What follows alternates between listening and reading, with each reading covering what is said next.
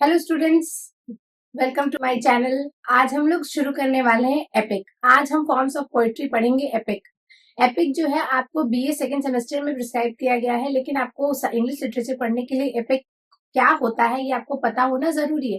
तो forms of poetry में आपका एपिक आता है और एपिक को हिंदी में कहते हैं महाकाव्य। एपिक जो है ग्रीक वर्ड एडजेक्टिव था, ग्रीक वर्ड का एक एडजेक्टिव वर्ड है एपिकोस, जिससे लिया गया है, जिससे एपिक बना है एपिकोस, EPIKOS, और उससे बना है एपिक, और उसका मतलब होता है स्टोरी। तो एपिक महाकाव्य आप समझ रहे होंगे कि महाकाव्य हमारे में रामायण और महाभारत को महाकाव्य कहा गया है। स्टोरी कही गई है ना, रामायण में राम जी की स्टोरी कही गई है और महाभारत में कृष्ण और पांडवों की स्टोरी गई है, जिसमें कौरव भी थे।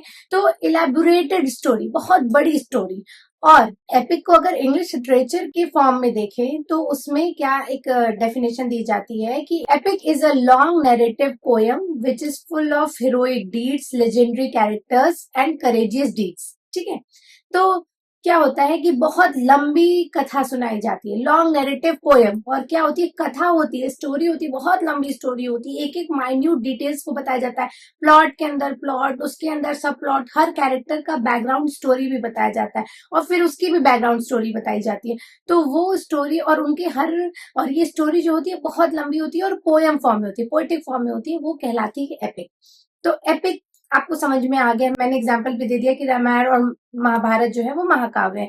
और इंग्लिश लिटरेचर में होमर की इलियड और ओडिसी, स्पेंसर की फेरी क्वीन, डांटे की डिवाइन कॉमेडी, बियोवुल्फ और बहुत सारी ऐसी, एनीड, और ये सब जो मैंने नाम लिया ये सब, paradise lost by John Milton, ये सब जो इसको कहा गया एपिक, और ये इंग्लिश लिटरेचर की एपिक है। और होमर की इलियड और ओडिसी को फाइनेस्ट एपिक का दर्जा मिला है। फाइनेस्ट एपिक मतलब ये एपिक का जो फॉर्म है उसके फाइनेस्ट लेवल का है इलियड और ओडिसी। तो हम क्या है ना, हम वेस्टर्न लिटरेचर पढ़ रहे हैं, हम इंग्लिश लिटरेचर पढ़ रहे हैं, तो हम उनके अकॉर्डिंग की बात करेंगे, क्योंकि उन्होंने जो कहा वो हम मानेंगे, क्योंकि ये उनका बनाया हुआ है एपिक और ये सारे इंग्लिश वर्ड्स। तो उन्होंने हमारे रामायण और महाभारत तो पढ़े नहीं है, तो उनके अकॉर्डिंग हम उनके अकॉर्डिंग बात करेंगे कि इलियड और ओडिसी जो है एपिक का फाइनेस्ट फॉर्म है। और पैराडाइज लॉस्ट और बियोवुल्फ भी सबसे पहला एपिक था, जिसके राइटर का भी पता नहीं है कि कौन राइटर था उसका, लेकिन बियोवुल्फ भी जो है वो एपिक थी। वो भी एक स्टोरी थी, एक राजा के लिए, राजा की स्टोरी थी जिसने एक राक्षस को मारा था और बहुत बड़ा राक्षस था। ठीक है, तो ये जो एपिक है इसमें क्या होता है कि ये जो स्टोरी होती है, मैंने बताया लेजेंडरी कैरेक्टर्स, मतलब जो उस वर्ग का मेन कैरेक्टर होगा वो छोटा मोटा ह्यूमन नहीं होगा, ये ह्यूमन स्टोरी नहीं होती, वो ह्यूमन से ऊपर होता है। उसके अंदर ना कुछ हेवनली डीड्स होती है, हेवनली गॉड का कुछ आशीर्वाद होता है, या खुद वो गॉड ही होगा। और जो वॉरफेयर और उनकी जो ये क्या करता है, सेलिब्रेट करता है, जो प्रोटोगनिस्ट है, जो हीरो एपिक का, उसकी लाइफ के एक्सप्लॉयटेशन को एपिक सेलिब्रेट करता है। मतलब लाइफ में उसकी क्या क्या परेशानी आ रही है, उसकी जर्नी, अप्स एंड डाउन्स को एपिक जो है सेलिब्रेट करता है। मैं उसको आपको रामायण के पर्सपेक्टिव से या महाभारत के पर्सपेक्टिव से समझाऊंगी। जैसे राम जी की जो लाइफ जर्नी है उसको ही ना सेलिब्रेट कर रहा है रामायण के, राम जी ने कैसे जन्म लेने के बाद क्या क्या किया, क्या क्या क्या ये उसको, और उनके हीरोइक डीड्स, वो तो अवतार थे, भगवान थे। तो मैंने कहा कि इसमें कुछ भी छोटा नहीं होता, कुछ भी ट्रिवियल सा नहीं रहेगा, इसमें सब कुछ ग्रैंड रहता है, सब कुछ बहुत बड़ा, सब कुछ भगवान, यूनिवर्स हो सकता है, वर्ड हो सकता है, कोई भी छोटी चीज नहीं होगी। और वो जो कैरेक्टर होगा, जो जिसके ऊपर एपिक लिखी जा रही है, उसके एक काम से पूरा नेशन कंसर्न होगा। मतलब उसका एक हर चीज जो है वो नेशनल लेवल पे कंसर्न होगा, लोगों को वो इफेक्ट करेगा। जैसे राम जी जब राजा बने, वो राजा थे, तो राम जी जब राजा बने छोड़ के गए तो पूरे अयोध्या को ना परेशानी हुई कि उनके राजा जो है 14 साल तक वनवास में चले गए और भरत जी राजगद्दी पर नहीं बैठे। तो ये जो है, इनकी जो हमारे नैरेटर्स हैं, नैरेटर जो है वो जब नरेट करते हैं स्टोरी को, तो वो इतना ज्यादा ग्रैंडर बना के स्टोरी को, और जो भी होगा वो राजभवन में होगा, जो भी इंसिडेंट होंगे वो बहुत बड़े होंगे। जैसे द्रौपदी का चीर हनन हुआ तो सारे राजभवन में कितने सारे लोग बैठे थे, पूरे उन्होंने श्राप दिया, तो पूरी ह्यूमैनिटी को श्राप दिया है ना। पूरे कौरव वंश को श्राप दिया। तो ये था। और फिर जो कृष्ण भगवान आके उनके उनके साड़ी को कभी एकदम इनफाइनाइट बना देते, तो इसमें डीटीज इन्वॉल्व होते हैं, जैसे कि भगवान इन्वॉल्व होते हैं स्टोरी में।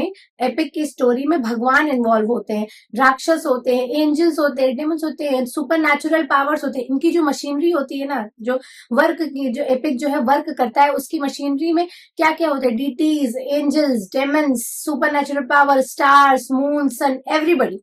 और जो इनके जो काम में जो प्रोटोगनिस्ट होता है, उसकी जर्नी में छोटे छोटे डिटीज जो होते हैं, भगवान होते हैं, माइनर गॉड्स होते हैं, वो उनकी हेल्प करते हैं।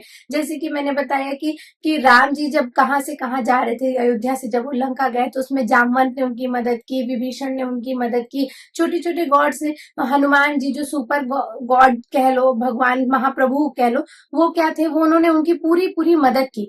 तो क्या हुआ कि ये सब जितने भगवान की मदद करते हुए लोग जो आगे गए, तो ये जो होता है डीटीज, गॉड, इसमें एपिक में सब कुछ बड़ा बड़ा होता है। इसमें नॉर्मल ह्यूमन इन्वॉल्व नहीं होता है। ये सिर्फ भगवान, लेजेंडरी हीरोज की और एक्स्ट्रा ऑर्डिनरी करेज, और वो करेज जो ह्यूमन के पास तो होता ही नहीं है।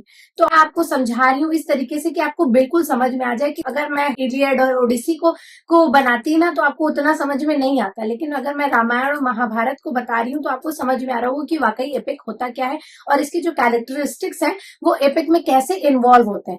ठीक है, तो ये हो गया एपिक। अब जैसे कि मैं बता रही हूँ कि मैंने आपको एग्जांपल्स भी दिए। अब जैसे जॉन मिल्टन की पैराडाइज लॉस्ट है, उसमें सेटन एडम ईव को प्रोवोक करता है जाके, क्या वो गॉड एप्पल वो तुम तोड़ लो, और नॉलेज का एप्पल है वो तोड़ लो। तो वो मना था, गॉड ने उनको मना किया था खाने के लिए, लेकिन वो फिर भी तोड़ते हैं। तो सेटन जो था वो गलत काम करता है। और फिर इसमें फिर गॉड की तरफ से और डीटीज और एंजल्स और ये सेटन के सारे डेमंस जो है वो युद्ध कर रहे हैं। पैराडाइज लॉर्ड में कई साल तक युद्ध चल रहा है, कई वर्षों तक युद्ध चल रहा है।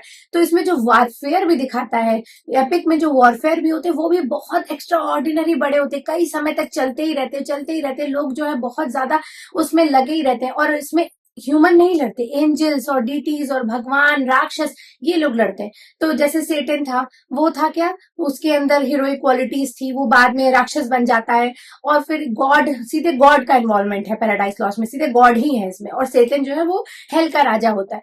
तो ये सब बिल्कुल मैंने बता दिया ना कि एपिक ह्यूमैनिटी से ऊपर की बातें होती हैं। ठीक है, समझ आया था। अब उसके बाद हम आगे बात करते हैं कि एरिस्टोटल क्या कहते हैं। एरिस्टोटल पोइट्री को 5 फॉर्म्स बताते हैं पोइट्री की, उसमें उन्होंने सेकंड नंबर पे एपिक रखा हुआ है। सेकंड नंबर पे एपिक रखा है। उनका कहना है कि ट्रेजेडी, एरिस्टोटल जो है ट्रेजेडी को बहुत ज्यादा तरजीह देते हैं। उनके अकॉर्डिंग ट्रेजेडी से बेटर कोई भी वर्क ऑफ आर्ट नहीं है, जिसमें इंसान को, जब कोई ट्रेजेडी इंसान देखता है तो उसको पिटी और फियर होता है, दया और डर का भाव होता है। दया क्या होती है कि जब किसी इंसान के साथ गलत होता है तो हमें उसके ऊपर दया आती है, और उसके साथ जब कुछ गलत होता है तो हमें डर लगता है कि कहीं उसके साथ कुछ गलत ना हो जाए।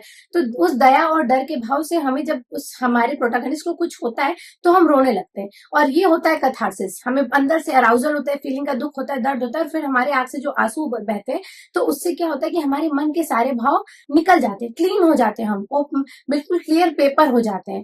तो ये कैथारसिस को एरिस्टोटल जो है बहुत ज्यादा सबलाइम मानते हैं, बहुत ज्यादा बड़ा मानते हैं। उनके अकॉर्डिंग कैथारसिस से बड़ा कुछ नहीं। तो वो एपिक को सेकंड नंबर पे रखते हैं। उनका कहना है कि एपिक, पहली बात तो ट्रेजेडी छोटी होती है और एपिक बहुत लंबी होती है। उसमें बहुत ज्यादा इंसान को बहुत ज्यादा पढ़ना होता है, और एक ही चीज में वो आउटलुक नहीं रख सकता, उसको कहीं ना कहीं उसका आउटलुक चेंज होता रहेगा। लेकिन हाँ, ये बात है कि एक एपिक में वो हर इतना इलाबोरेटेड स्टोरी होती है कि वो जो है छोटी छोटी चीज को बहुत बता सकते हैं, एक भी छोटी चीज छूटेगी नहीं।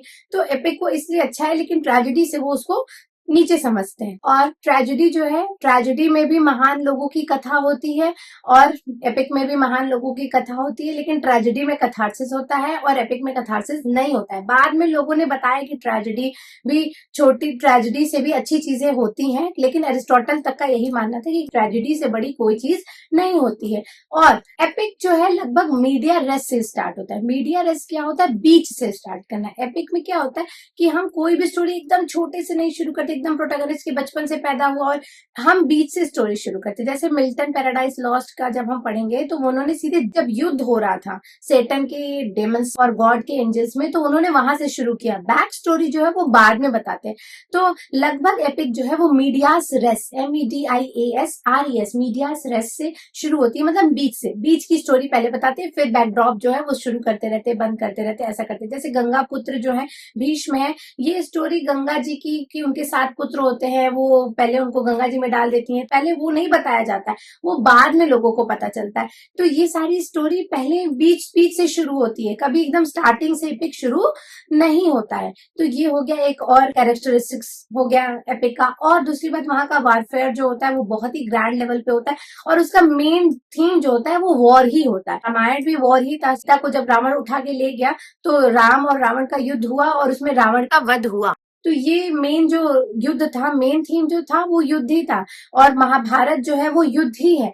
तो जो एपिक का मेन थीम होता है वो युद्ध ही होता है। सो मैंने एपिक जो है वो पूरी तरीके से आपको समझा गया। एपिक कोई भी छोटी चीज नहीं होती, कोई भी छोटी ट्रिवियल चीजों का इस्तेमाल नहीं होता है। सिर्फ कोई भी छोटी चीज मैंने बता दिया कि कोई भी ट्रिवियल चीज का इस्तेमाल नहीं होता है। जैसे कि कोई भी सिंपल ह्यूमन की बात नहीं होगी, कोई भी सिंपल चीजों की बात नहीं होगी, सिर्फ बड़ी चीजों की बात होगी। तो ये है एपिक। मैंने एपिक के सारे कैरेक्टरिस्टिक्स आपको बता दिए। एपिक क्या होता है मैंने बता दिया। मैंने उस कॉन्टेक्स्ट में बताया, राम महाभारत और रामायण के कॉन्टेक्स्ट में बताया कि आपको एपिक की सारी कैरेक्टरिस्टिक्स आपको समझ में आ जाए कि एपिक होता क्या है। और अगर ये वीडियो आपको पसंद आया तो प्लीज लाइक, शेयर और सब्सक्राइब कीजिएगा। Thank you students.